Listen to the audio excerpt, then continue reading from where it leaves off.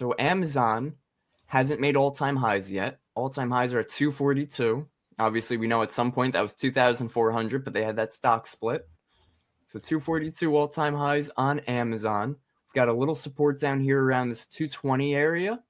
We tried to break into it a couple times on Wednesday and on Thursday, but we keep wicking out of it, which tells me that there are active buying participants in this area down here. So I would look to see if Amazon is at the bottom of its range.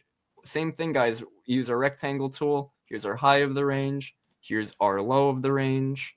Now we can visually see we have a range between 220 and 231. Not the biggest of ranges, but a tradable range. Now, do you have anything regarding 225 as being a resistance level? The reason I'm asking is because I'm looking at the daily chart for Amazon. It's struggling, it seems to me, like to hold up its 50-day SMA. And it looks like it might actually succeed in doing that. But if it does kind of move up and away off of the 50-day SMA, you have the 20-day SMA as resistance, and that's going to be just a little bit south of 225, where it looks like a resistance area prior to the breakout and gap that we had on August 14th. So I'm thinking 225. If we do get this movement off of the 50-day SMA and back up towards the 20, we could end up running into some pretty tough resistance at 225.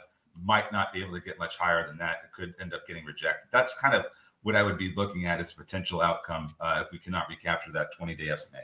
Yeah, no, agreed. I have two, like I said, 227, 226. If we're looking back over here, 226 was a major area of resistance a couple months ago, like 3 days in a row. It rejected, gave us a little sell-off. Then when we were above it, it held as support.